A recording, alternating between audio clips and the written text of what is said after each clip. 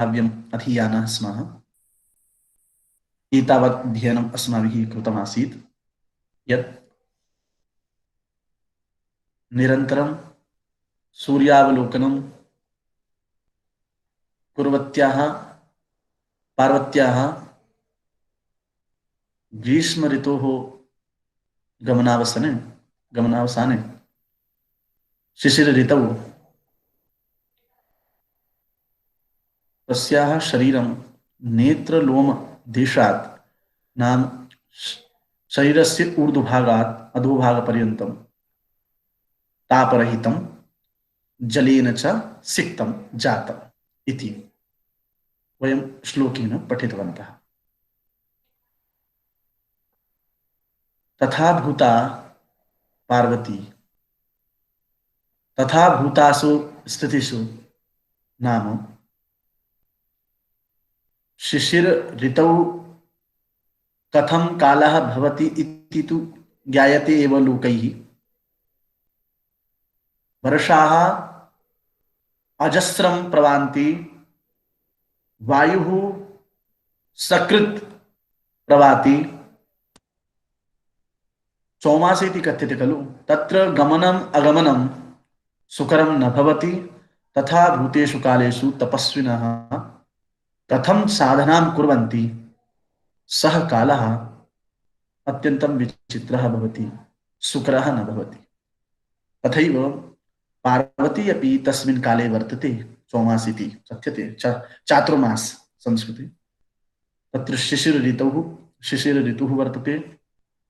निरन्तरं प्रावृषः वहन्ति, गवाक्ष प्रविष्टाः वायुप्रेरिताः वर्षाः अस्कृत् भवन्ति। तथा च तस्यां स्थित्यां सा रिक्ते स्थले स्वकीयं शयनं कर्तुं सा पाषाणे शयनं करोति। पर्णशालायां शयनं न करोति, तो वृष्टिः कारणात् तत्रापि पर्णशाला जलमग्ना भवति। गृहशून्या वर्तते, स्थानशून्या वर्तते पार्वती। तादृश्याः पार्वत्याः तपस्याः प्रमाणभूताः, तपस्याः साक्षिभूताः किम् इत्येव संभावयितुं कल्पयितुं महाकवि कालिदासः तत्र तादृशस्य कालस्य रात्रयः एव पार्वत्याः तपस्यायाः साक्षिण्यः इति आशयम् अभिव्यञ्जीषति, नाम प्रतिपादयितुम् इच्छति। एष एव प्रसङ्गः अस्य वक्ष्यमाणस्य श्लोकस्य अस्ति। वयं तत् आस्वादयामः। अस्तु, आरम्भादेव करोमि। शिलाशयान्ता मणिकेतवासिनी निरन्तरास्वन्तर्वात वृष्टिषु व्यलोकयन्नुन्निशितैस्तडिन्मयैः महातपः साक्ष्य इव स्थिताः क्षपाः इति। भवन्तः उत्तरार्धं यदा पश्यन्ति तदा इदं ज्ञायते, महातपः साक्ष्ये क्षपाः स्थिताः एव। अस्तु, पदपरिचयं पदच्छेदं च पुनः वदामि।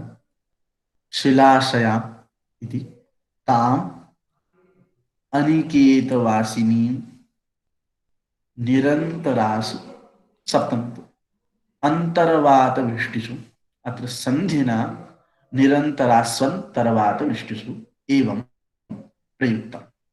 संधिरहितं निरन्तरासु अंतर्वातवृष्टिषु एवं। व्यलोकयन्, वि उपसर्ग पूर्वः लोक धातु, व्यलोकन वि अलोकयन् व्यलोकयन् इति।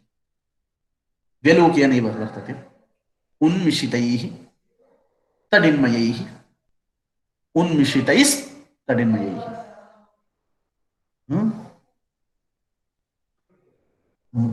महातप महातपस्साक्षी, महातपस्साक्षी इति पदं वर्तते। इव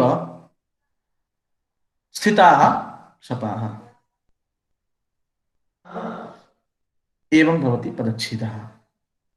पदपरिचयः कथम् इत्युच्यते शिलाशया इति समस्तं पदं, शिलाशया इति प्रकृतिः, रमावत् शब्दः, द्वितीया विभक्तौ एकवचनं शिलाशया, ताम् इत्यस्य विशेषणम्। अस्मिन् पदेपि समस्ते पदद्वयं वर्तते। शिला इति प्रथमं पदं, शयाम् इति पदम्। शिलानां शिला तलं, पाषाणखण्डः, कश्चन पाषाणखण्डः इति शिला पदेन कथ्यते। तत्र शयनं या महिला करोति सा कथ्यते शिलाशया। शिला शब्देन शीन् धातुना उपपद समासः वर्तते। अत्र शीन् धातुः पुनः अत्र अच प्रत्ययः, केचित् युच् वदन्ति अच प्रत्ययः वर्तते। शिलाशय तदुत्तरं च टाप् प्रत्ययः, स्त्रीत्व विवक्षार्थं शिलाशया इति पदं भवति। एवं ताम् तत्शब्दस्य स्त्रीलिङ्गे द्वितीया विभक्तौ एकवचने ताम् इति। सा ते ताः ताम्। अनिकेतवासिनी, निकेतवासिनी या न स अनिकेतवासिनी।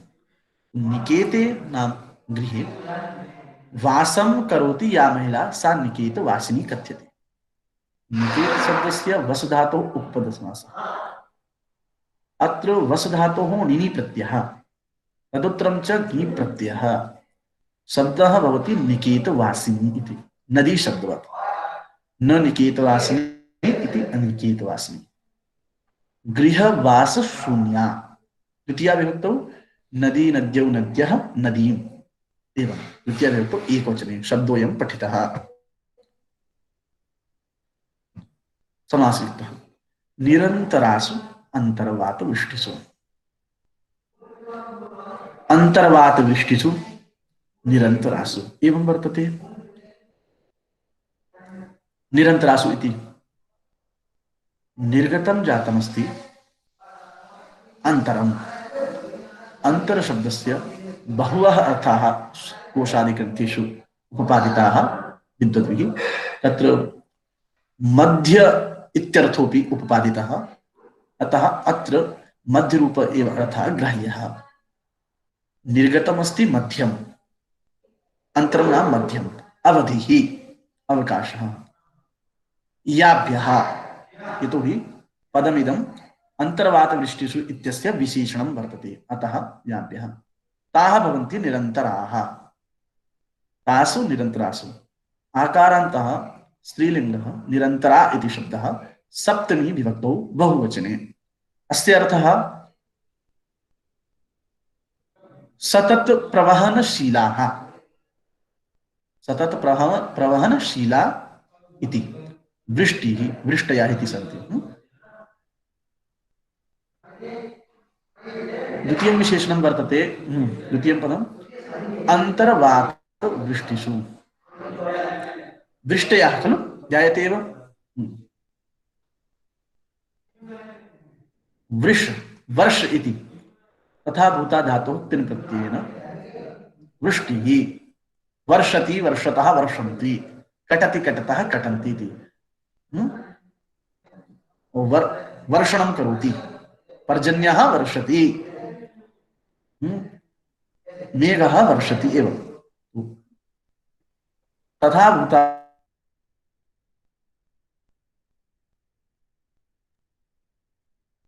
वृष्टयः एवं। सप्तमी वृष्टिषु। तस्य विशेषणं वर्तते पूर्वम् उक्तं निरन्तरासु अपरम् उक्तम् अपरमुच्यते अंतर्वात। अंतर्वात वृष्टिषु अंतरम नाम मध्ये अंतरे मध्ये मध्ये केशा मध्ये गवाक्षाणाम मध्ये झरोखों के मध्य में तो गवाक्षाणाम मध्ये वातः यासु ताः अंतर्वात अंतर्वाताः एवं तो अंतर्वाताः च वृष्टयः अंतर्वात वृष्टयः एवं तासु अंतर्वात वृष्टिषु एवं अंतर्वात इति पदं भवति। वात शब्दः वायुवाचकः पुल्लिंगे अंतरमिति शब्दः वर्तते उभयत्र आगतमस्ति अंतरम इति पदम् अन्तः नाम समाप्तिः अन्तिमः इति कथ्यते तद राति ददाति इति अंतरम अंतरमिति पदं वर्तते तस्य बहवः अर्थः अत्र मध्य इति मध्यम इति अर्थः एवं अंतर्वात वृष्ट्या समासस्थले समास विधिः वक्ष्यते। अर्थः कः निरन्तरासु सतत प्रवहनशीलासु अंतर्वात वृष्टिषु नाम गवाक्ष गवाक्ष वायु युक्तासु वृष्टिषु वर्षासु एवं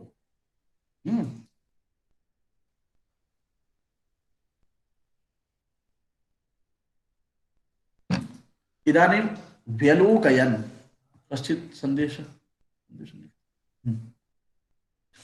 अस्तु इदानीमस्ति व्यलोकयन् उन्मिषितैस्तडिन्मयि विउपसर्गपूर्वः लोक्रि दर्शने धातुः तस्मात् णिच् प्रत्ययः वर्तते स्वार्थे लोकते नाम पश्यति लोकयति नाम पश्यति इति अस्मिन् अर्थे तथा भूता धातोः लोक्रि धातोः लङ् लकारे प्रथम पुरुषे बहुवचने अलोकयन् विउपसर्गपूर्वः व्यलोकयन् अपश्यन् इत्यर्थः। इदानीम् उन्मिषितैः तडिन्मयैः उन्मिषितैः तडिन्मयैः उत उपसर्गपूर्वः मिषस्पर्धायां धातुः वर्तते मिषति मिषतः मिषन्ति नाम स्पर्धते इत्यर्थः किन्तु उपसर्गेण सह उत इति उपसर्गेण सह मिष धातुः अर्थः दर्शनम् इति अत्र वर्तते। तो मिष धातोः त प्रत्ययः वर्तते भावे उन्मिषितैः नाम दृष्टिभिः इति दृष्टिभिः दर्शनक्रियाभिः इति तडिन्मयैः तडिन्मयैः तडित् इति शब्दः स्त्रीलिंगे वर्तते आकाश विद्युद्वाचकः तडित् इति तडित् तडितौ तडितः तकारान्तः स्त्रीलिंगे तडित् शब्दः तादृशात् शब्दात् तडित् इति शब्दात् मयट् प्रत्ययेन तडिन्मयम् इति भवति तडिन्मयम् अस्य अर्थः तडिद् रूपम् यतः जलमयम् जलमयम् जलमयम् नाम जलाप्लावितम् जलमेव अस्ति तत्र अधिकम् इति जलमयम् जलशून्यं नास्ति इति जलमयम् एवं तडिन्मयं नाम तडिद् रूपम् तडिन्मयैः उन्मिषितैः एवं अत्र तृतीया विभक्तौ बहुवचने तडिन्मयैः तडिन्मयम् इति नपुंसकलिंगे तडिन्मयम् इति पदम् अत्र तृतीया विभक्तौ बहुवचने महातपः साक्ष्ये अत्र महातपः साक्ष्यम् इति प्रकृतिः सप्तमी विभक्तौ एकवचने महातपः साक्ष्ये इति महातपः महत् तपः द्वयोः शब्दयोः समासः वर्तते कर्मधारय समासः। तेन महातपः इति भवति। महातपसः साक्ष्यं, महातपः साक्ष्य, आरब्ध तपस्या अनुष्ठानस्य, तपस्यानुष्ठानस्य साक्ष्ये प्रमाणे इति अर्थः। तपःशब्दः सकारान्तः नपुंसकलिङ्गः, महत् इति शब्दः महातपः इति शब्द समासः वर्तते। महातपः साक्ष्ये एवं। इव अव्ययशब्दः सादृश्यवाचकः, इव उपमेयवाचकः, उपमावाचकः इति। स्थिताः क्षपाः, स्थिताः इति पदं ष्ठागतिनिवृत्तौ एतस्मात् धातोः त प्रत्ययेन स्त्रीलिङ्गे स्थिताः इति पदं भवति। अत्र प्रथमा विभक्तौ बहुवचने स्थिताः। क्षपाः आकारान्तः, स्त्रीलिङ्गे क्षपा इति शब्दः रात्रिवाचकः, प्रथमा विभक्तौ बहुवचने क्षपाः। एवं भवति पदपरिचयः। वयम् अन्वयं यदि पश्यामश्चेत् तर्हि अत्र सरलोपायः एवं भाति। क्रियायाः ज्ञानानन्तरं कर्तुः ज्ञानं स्वतः भवति। एवं वेलोकयन् इति क्रिया बहुवचने क्रियापदं वर्तते, अतएव कर्तरि अपि बहुवचनत्वं। तर्हि क्षपाः इति कर्ता, क्षपाः वेलोकयन्। करणं किमस्ति, माध्यमं किमस्ति, केन वेलोकयन्, तर्हि तडिन्मयैः उन्मिषितैः इति। अत्र तृतीया विभक्तिः वर्तते करणे अर्थे, तडिन्मयैः। एवं तो तृतीयान्तं योजयामः। अधिकरणपदं किमस्ति, यत्र सप्तमी वर्तते, निरन्तरासु अन्तर्वातवृष्टिषु। कर्मपदं किं वर्तते, द्वितीयान्तं, शिलाशयाम् अनिकेतवासिनीं ताम्। एवं क्रियते चेत् अन्वयः सरलो भवति। अस्तु कुर्मः। सप्तम्यन्तं योजयामः। निरन्तरासु अन्तर्वातवृष्टिषु शिलाशयाम् अनिकेतवासिनीं ताम् महातपः साक्ष्ये स्थिताः क्षपाः, स्थिताः क्षपाः वेलोकयन् इव। केन, तडिन्मयैः उन्मिषितैः वेलोकयन् इव। एवं भवति अन्वयः। निरन्तरासु अन्तर्वातवृष्टिषु शिलाशयाम् अनिकेतवासिनीं तां महातपः साक्ष्ये स्थिताः क्षपाः तडिन्मयैः उन्मिषितैः वेलोकयन् इव। एवं अन्वयः भवति।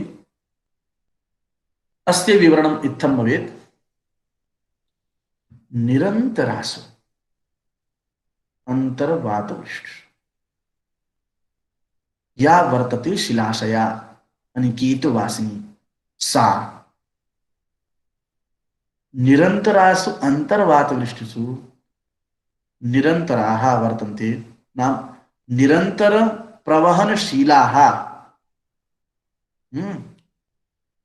अन्तर्वातवृष्टयः। अन्तर्वातवृष्ट्या नाम गवाक्षेन, गवाक्षस्य वायुना अतिवर्षणकालात् वायुना युक्ताः वर्षाः तासु वर्षासु अन्तर्वातवृष्टिषु इत्यस्य अर्थः। निरन्तरासु अविरलं प्रवहनशीलासु अन्तर्वातवृष्टिषु वायुयुक्त वर्षासु वृष्टिः यदि चलति तदानीं यदि वायुः अपि प्रवहति तर्हि वायोः निस्सरणं कथं भवति, गवाक्षेभ्यः खलु। अस्माकं भित्तौ अस्माकं छदौ गवाक्षाः भवन्ति। वृष्टिकाले वृष्टिः कथम् आयाति, तेभ्यः गवाक्षेभ्यः आगच्छ आगच्छद्भ्यः वायुभ्यः वृष्टयः भवन्ति। एवं अतः वायु गवाक्ष वायु संयोजिताः वृष्ट संयोजिताः वृष्टयः वर्षाः तासु वर्षाकालेषु शिलाशया शिलायां शयन कारिणी शयन शिलायां पाषाणे शयनं कुर्वती इति शिलाशया अनिकेत वासिनी निकेते वासं या न करोति निकेते वासे वासः तदा भवितुमर्हति यदा वृष्टयः न भवेयुः। यदि चातुर्मास्ये वृष्टिः भवति चेत् गृहे अपि वृष्टीनां भवति संप्राप्तिः भवति। अतः तथा भूतात् वृष्टिकालात् सा निकेतं परित्यक्तवती। अतः निकेत वासिनी नास्ति, पर्णशाला वासिनी नास्ति। इदानीं सः उद्घटिते स्थले असंवृते स्थले अनाच्छादिते वने सः शयनं कुर्वाणा वर्तते, शयनं विधाना वर्तते। एवं अनिकेत वासिनी वर्तते।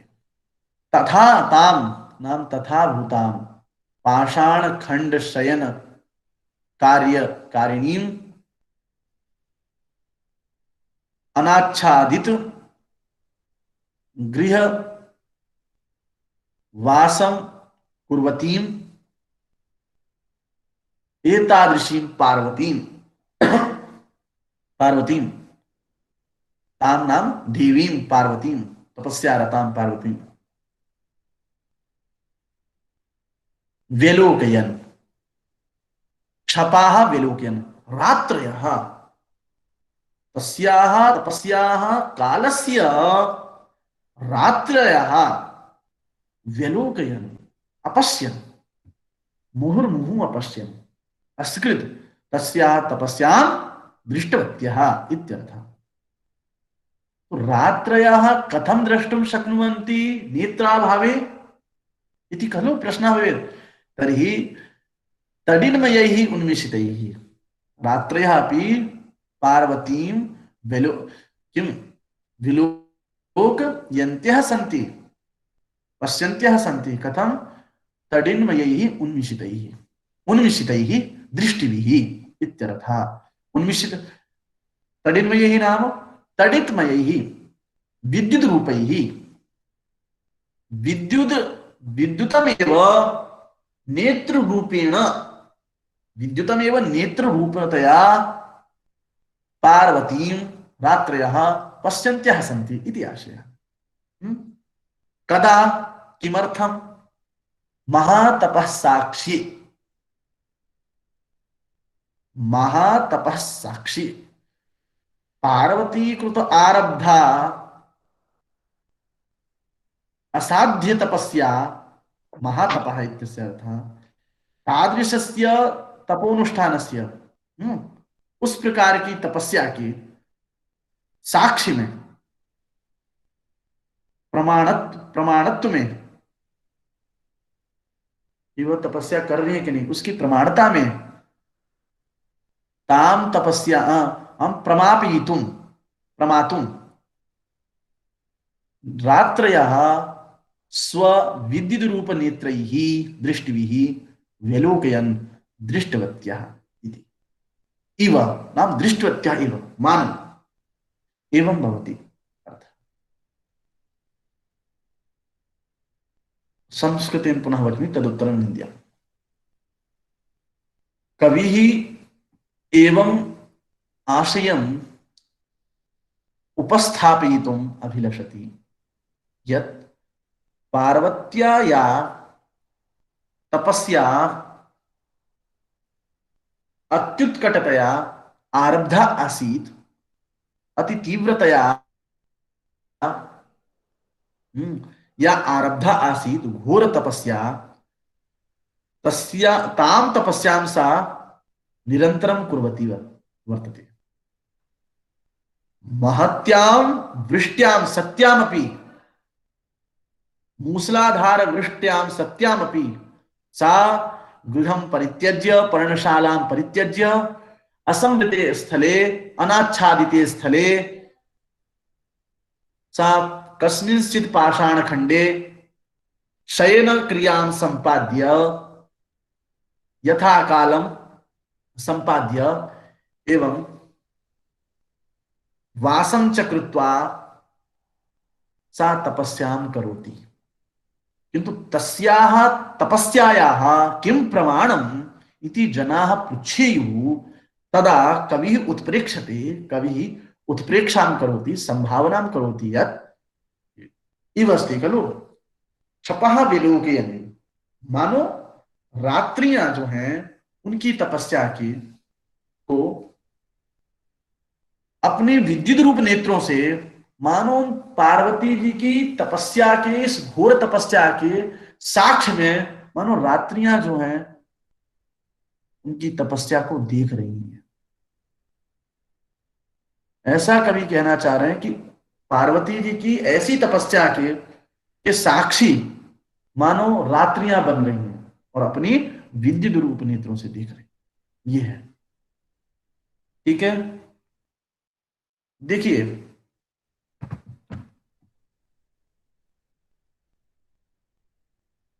रात इति आशयः अस्ति, आशयः अधिगत एव। तदा अत्र संस्कृतेन यदि ब्रूमः निरन्तरासु अविरलं प्रवाहमानासु आंतरवातवृष्टिषु वायु संचारित वायु प्रेरित वृष्टिसु वर्षासु शिलाशयां शिलाखंडे कस्मिंश्चित् शयन क्रियां निष्पादयन्तीं अनिकेतवासिनीं असंवृते कस्मिंश्चित् स्थले वासं विदधानां वृष्टेः अति वर्षणात् ताम तथा भूतां पार्वती महातपः साक्षी तस्याः महत्तपसः महत्याः तपस्यायाः साक्ष्ये नाम साक्ष प्रमाणयितुम् इति साक्ष्ये नाम साक्षी भावम् प्रमापयितुम्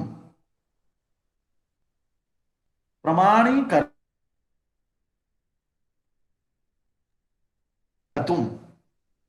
तत्कालशीलस्य शिशिर ऋतोः कालस्य क्षपः रात्रयः तादृश्यः रात्रयः मानो इव विद्युत रूपैः उन्मिषितैः कठिनमयैः विद्युत रूप उन्मिषितैः दृष्टिभिः विलोकयन् साक्षात्कारं कृतवत्यः इति आशय, साक्षात्कार किया यह आशय, ठीक है। तो ये आशय है कि निरंतर वर्षा बह रही है, वर्षा के निरंतर बहने पर और झरोखों से युक्त हवा से युक्त वर्षाओं के काल में शिला पर शयन करने वाली और खुले स्थान पर बैठने वाली ऐसी पार्वती को जब विद्युत देखती हैं, क्यों ऐसी पार्वती जी की घोर तपस्या के साक्षीभूत बनने में मानो वहां की रात्रियां अपनी चपल नेत्रों से, विद्युत नेत्रों से पार्वती जी की घोर तपस्या का साक्षात्कार कर रही, प्रमाण निधि बन रही, ये बात, ठीक है। ये कवि का आशय है। तो देखिए ये कवि की उत्प्रेक्षा ही है कि अचेतनस्य पदार्थस्य भी दर्शन क्रिया योजनम, छपा का विलोकन कैसे बन सकता है। आप संसार में देखिए रात्रियां कभी थोड़ी देखती हैं, ठीक है, ये तो काव्य है। तो काव्य में अपारे काव्य संसारे कवि रेक प्रजापति यथास्मै रोचते विश्वम तथेदम परिवर्तते। तो कवि समय के लिए, कवि समय में, कवि सिद्धांत में यह बात कही जाती है कि कवि ऐसे होते हैं प्रजापति की जैसे, ब्रह्मा जी के जैसे, किंतु उनसे उत्कृष्ट ही होते हैं। ब्रह्मा तो केवल नियति कृत नियम होता है, इस पुष्प में ही सुगंध आ सकती है, पुष्प के अतिरिक्त सौरभ नहीं आ सकता है, गंध नहीं आ सकती है, किंतु वह कवि जो है अपनी काव्य कल्पना लेखनी से वह शोभा उस कमल के अतिरिक्त भी कहीं और भी उत्पन्न करा सकता है। यह सामर्थ्य होता है। तो देखिए, छपा जो रात्रि है अचेतन पदार्थ है, किंतु उस अचेतन पदार्थ को भी सचेतन किया है विलोकयन दर्शन क्रिया से। और उस दर्शन क्रिया में जो करण बनाया है, साधन बनाया है, वो है उस रात्रि की ही जो विद्युत है, गगन में जो गगनस्थ जो विद्युत है,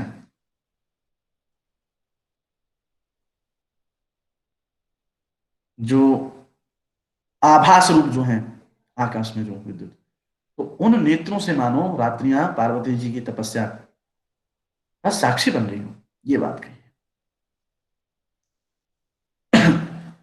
ऐसी कवि ने कल्पना की है, क्योंकि पार्वती जी इतनी घोर तपस्या कर रही हैं, शरीर संतप्त होते हुए भी, शरीर शांत हो गया है, फिर भी चातुर्मास से चल रहा है, शिशिर ऋतु चल रही है, और उन्होंने क्या कहते हैं कि ऐसे वृष्टि के अत्यंत प्रभाव काल में भी उन्होंने अपनी तपस्या को विरत नहीं किया है, तपस्या विराम नहीं किया है। और ऐसी घोर तपस्या करती हुई पार्वती का मानो उस समय की रात्रियां उस तपस्या तपस्या के एक साक्षी साक्षी भाष्य बन रही हो, ऐसा ये कवि की उपेक्षा। एक इसमें युक्ति भी है, देखिए क्यों है।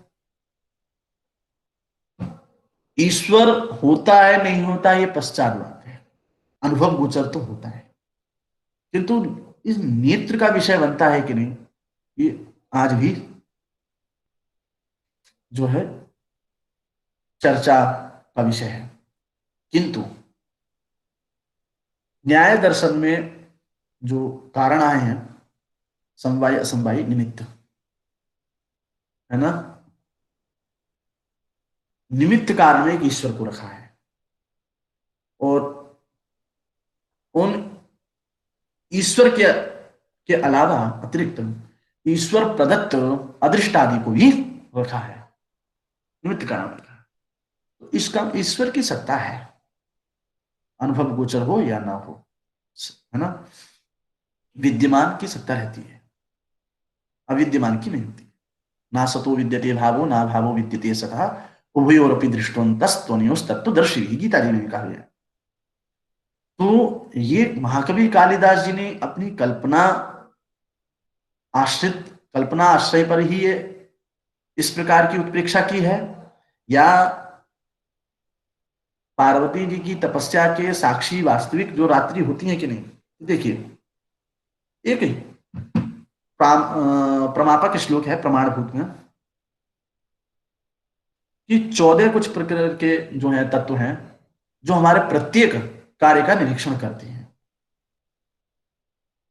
ठीक है, दीपक, हम पूजा में दीपक क्यों जलाते हैं, भूदीप देव स्वरूपस्तुम अंधकार निवारक यावत कर्म समाप्ति, वो कर्म हम क्रियमाण कर्म है उसका साक्षी मान करके हम दीपक को जलाते हैं, अन्यथा कोई प्रयोजन ही नहीं है। ठीक है, तो एक बात है, कहा गया है स्मृति ग्रंथों में, आदित्य चंद्रो अनिलो नलश्च द्यौर्भूमिरापो हृदय यमश्च, आदित्य चंद्रो नीलो नलश्च, आदित्य चंद्र अनिल वायु अनल अग्नि द्यौर्भूमिरापो, द्यौ मतलब अंतरिक्ष, ठीक है, भूमि मतलब पृथ्वी, आपह मतलब जलानी जल, हृदय यमश्च और हृदय अंतःकरण, यमश्च और काल, यमः मृत्यु देवता के लिए काल जो है, आहश्च रात्रिश्च उभे च संधि धर्मश्च जानाति नरस्य वृत्तम। उभेच ये जो आदित्य आदि जो वस्तु कही गई है, और कहा है अहश्च रात्रिश्च, अहोरात्र बोलते हैं, तो अहश्च नाम दिनम, रात्रिश्च नाम रात्रि काल, ये उभे च संधि, और दोनों प्रकार की जो संध्या, आप कहेंगे संध्या, संधि काल, दो समय जब मिल रहे हो वो संध्या होता है, संधि काल। तो दिन और शाम हो रही है, संध्या काल उसे कहते हैं। प्रभात का भी संध्या होता है, ठीक है, जब उषा काल से सूर्योदय जब होता है वो भी संध्या काल है, ठीक है।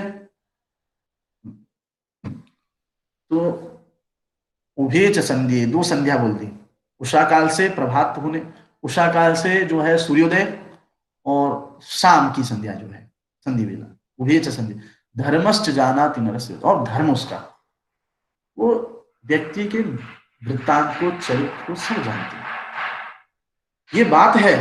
इसलिए अहश्च रात्रिश्च उभे च संध्ये धर्मश्च जानाति नरस्य वृत्तम,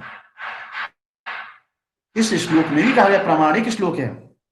इसलिए इस श्लोक में जो आदित्य, चंद्र, अनिल, वायु, अग्नि, अंतरिक्ष, भूमि, जल, ठीक है, यम और संध्या, दिन रात, धर्म और अंतःकरण,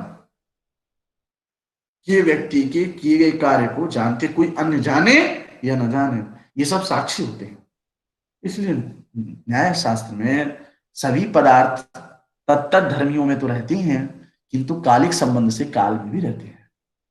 न्याय इस बात को स्वीकार करता है। काल बलवान है, काला है वो जाना थी, काल में सब होता है, ठीक है, ये वहां में। तो देखिए, तो ये रात्रि जो है, तो इस नियम के अनुसार भी कभी ने उत्प्रेक्षा की है। ये मानो उन पार्वती जी की जो महत तपस्या है, उस तपस्या तो मानो रात्रियां स्वयं निहार रही हैं, देख रही हैं, साक्षात्कार कर रही हैं, ऐसी तपस्या थी, अडिग तपस्या, घोर तपस्या, उद्धत तपस्या बोलते हैं इसे, ठीक है। ये श्लोक मिलता है। अब देखिए, इस नियम से उन्होंने उत्प्रेक्षा की है, और रात्रि भी जो है व्यक्ति के चरित्र को, व्यक्ति के कार्य का साक्ष्य रखती है। अब देखिए, अब हम व्याकरण दृष्टि से कुछ विचार करते हैं। हम कोश दृष्टि से पहले कर लेते हैं। आपने तड़ित शब्द देखा होगा, तड़ित, तड़ित, सौदामिनी इत्यादि कोश है। तड़ित, सौदामिनी विद्युत चंचला चपला अपि, तड़ित सौदामिनी विद्युत चंचला चपला अपि। तो इस अमर कोश के वचन के अनुसार तड़ित शब्द, सौदामिनी, विद्युत, चपल, चंचल, ये विद्युतवाचक ही है। जो आकाश में जो आभास रूप से जो ज्योति निकलती है, जाती है, उसको विद्युत कहते हैं, है ना, बिजली, तो तत्पर्याय है। और एक जो शब्द रखा गया था, एक और था कोश वचन, क्षपा शब्द आया था। तो मेदिनी कोश का भी वाक्य है, अमर कोश में भी यही बात, निशा निशीथिनी रात्रि स्त्रियामा क्षणदा क्षपा, निशा निशीथिनी रात्रि स्त्रियामा क्षणदा क्षपा, निशा भी कहते हैं, निशीथिनी भी कहते हैं, त्रियामा भी कहते हैं, क्षणदा भी कहते हैं, क्षपा भी कहते हैं, इत्यादि जो है रात्रिवाचक, रात्र्यर्थ वाचक के लिए पर्याय है। अब हम कर लेते हैं कुछ सूत्रों की बात।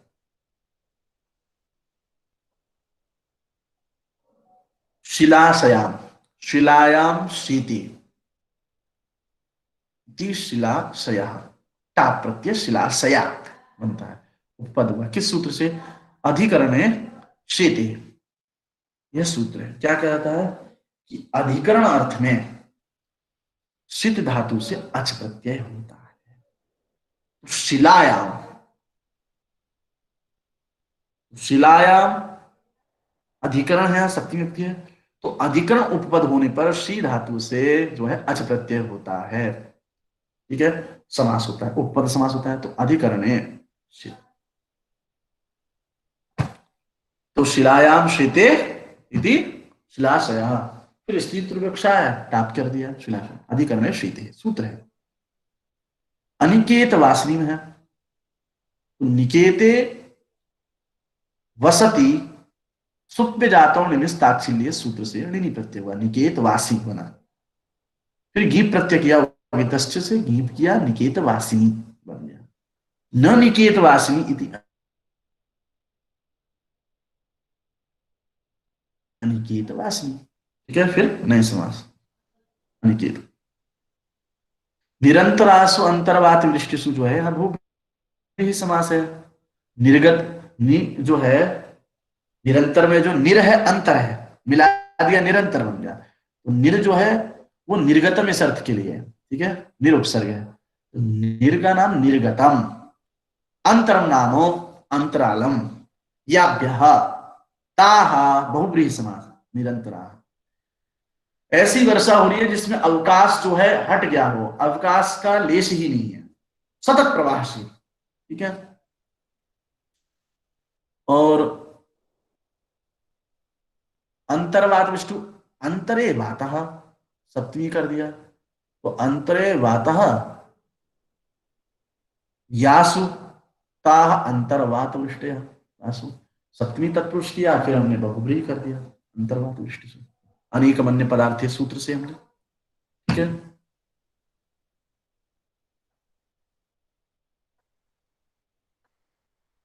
उन्मिषित इस तडिन में यही है, तडिन में शब्द आता है,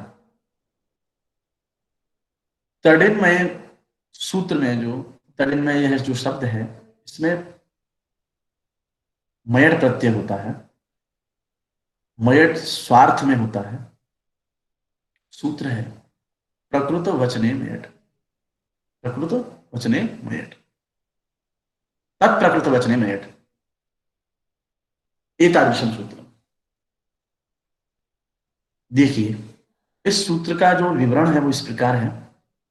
तत्शब्द जो है समर्थ शब्द है, सुबंत मान लीजिए, उस तत्पद से लिया है समर्थ सुबंत, उससे प्रकृत वचन में, वह प्रकृत का अर्थ कहते हैं प्राचुर्येण प्रस्तुतम इति प्रकृतम, यहां प्रचुरता से जो भरा हुआ हो ये प्राचुर्येण प्रस्तुतम, ये प्रकृत, तस्य वचनम स्वार्थ है, स्वार्थ ले लिया, जहां प्रकृत अर्थ जो जो है वचन, वचनात् वचनम उच्यते नीति वचनम। ठीक है, लुट प्रत्यय करेंगे हम, तो प्रकृतस्य वचने नामो स्वार्थे अर्थे, स्वार्थ रूपे अर्थे, स्वार्थ वहां मयट प्रत्यय होता है। इससे होगा तत्, उस तत् शब्द निर्दिष्ट तत्पद से जो निर्दिष्ट पद होगा उससे, यहां तडिन मयी में देखिए तत् है, तत्पद से तडित लिया, इसका प्रकृत वचन में, प्रकृत में जो प्राचुर्य ने प्रस्तुत इस अर्थ में हम मयट प्रत्यय करेंगे। तो देखिए अन्नम प्रकृतम अन्नमयम, ये ऐसा विग्रह बनता है। तो अन्नम प्रकृतम, तो प्रकृतम का प्राचुर्य ने प्रस्तुतम, तो यहां किया हमने, तो तडिता तडित, तडित तडित प्रकृता इति तडिन्मयम। ठीक है, क्यों तडित सब स्त्रीलिंग है, तो तडित प्रकृता नाम प्राचुर्येण प्रस्तुता इति तडिन्मयम, ये बना।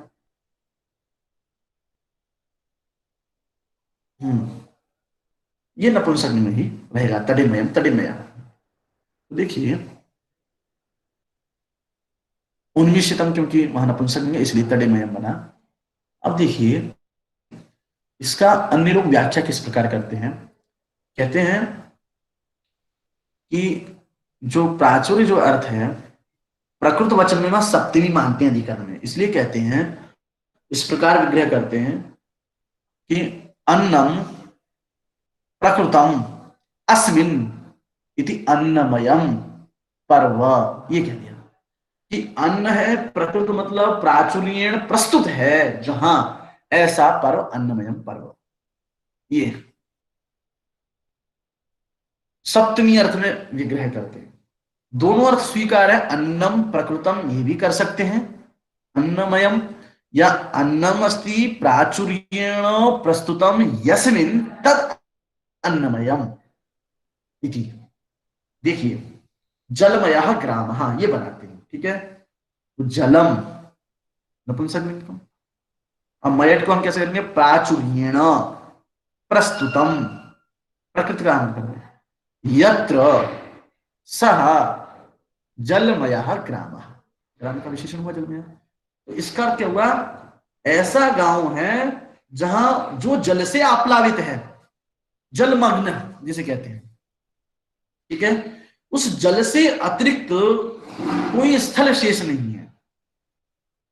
तो मयट का अर्थ ही है आनंदमय होना, मतलब आनंद, आनंद अतिरिक्तम किमपि नास्ति, आनंद अतिरिक्तम किमपि नास्ति,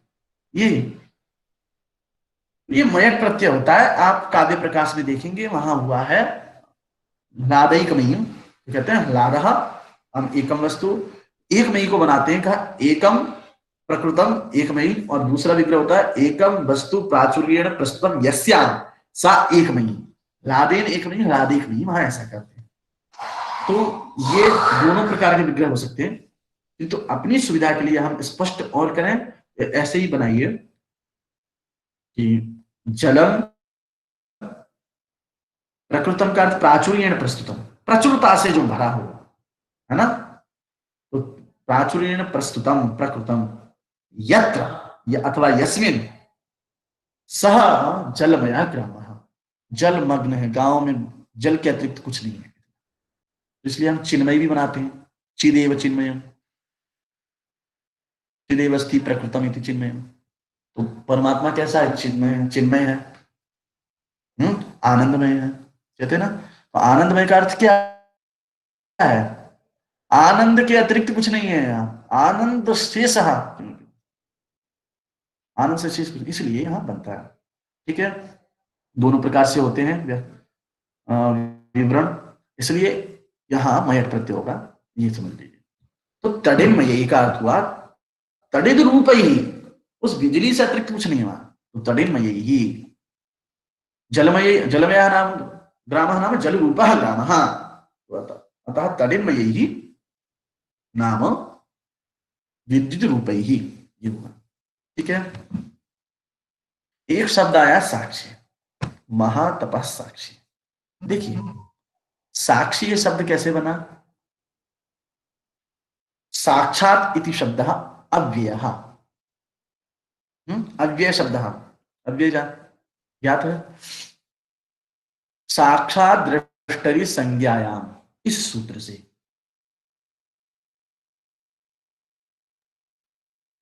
साक्षात इस अव्यय शब्द से जो है इन्हीं प्रत्यय होता है, इससे साक्षात दृष्टि संज्ञायाम, यदि वह संज्ञार्थ हो, दृष्टि दर्शन कर, दर्शन रूप जो क्रिया है उसके कर्ता अर्थ में, दृष्टि दृष्टा, दर्शन क्रिया कर्ता, दृष्टि में साक्षात दृष्टि संज्ञायाम। तो साक्षात सबसे इन्हीं प्रत्यय करेंगे जब हम उस कर्ता अर्थ में, दर्शन क्रिया कर्ता अर्थ में, तो साक्षी बनेगा, साक्षी विद्यार्थी, साक्षिण विद्यार्थी विद्यार्थी साक्षी, तो बनेगा साक्षी साक्षिणो साक्षिणः। इसका अर्थ हुआ साक्षात करोति इति साक्षी, साक्षात साक्षी का अर्थ हुआ जो साक्षात कर रहा है, साक्षात करने वाला अथवा साक्षात दर्श देखने वाला, ठीक है। परमात्मा साक्षी है वो हम सब लोगों का, वो हम लोगों को देखता है इसलिए बोलते हैं, तो दृष्टार्थ आता है, साक्षात नाम दर्शन क्रियावान, ये अर्थ है, साक्षी बनेगा, साक्ष्य कहते हैं प्रमाण। साक्षिणः भाव, इस अर्थ में गुण वचन ब्राह्मणादिभ्यो कर्मणि च, इस अर्थ में साक्षिणः कर्म अथवा साक्षिणः भाव, इस अर्थ में हम शय प्रत्यय करेंगे, साक्षी के कर्म। और तद्वितीय सुचामादे में क्योंकि शय है, ईत है, इसलिए आदि वृद्धि हो जाएगी, तद्वितीयेषु सामान्य है, ठीक है, आदि इसको वृद्धि हो जाएगी। इसलिए साक्ष्यम बन जाए। साक्ष्यम का अर्थ क्या हुआ? का साक्षी का जो कर्म, तो साक्षी क्या करता है? जो साक्षी लोग होते हैं, प्रमाण रूप में जो होते हैं, प्रमापक जो होते हैं, उनका काम क्या, कार्य क्या होता है? साक्ष्य उपस्थित करना, देखना, प्रमाण रूप में देखना, ये तो साक्ष्य बोला, वहां से शब्द बना है, ठीक है। तो साक्ष्य, हाँ, इसको स्मृति ग्रंथों में अभियुक्त बोलते हैं, साक्षी को अभियुक्त बोलते हैं, ठीक है। इस प्रकार से ये होता है। अंतर शब्द बहुत अर्थ है, अवधि, अवकाश, मध्य, अंतराल, समाप्ति ही, अंत्य इत्यादि अर्थ में कोश में देखा गया, अत्यधिक अर्थों में देखा गया, ठीक है। यहां मध्य अर्थ है, ठीक है। एवं अस्य श्लोकस्य व्याख्यानम इत्थम विरमति, पूर्णं भवति। यदि भवतां कश्चन प्रश्नः अस्ति चेत् अवश्यं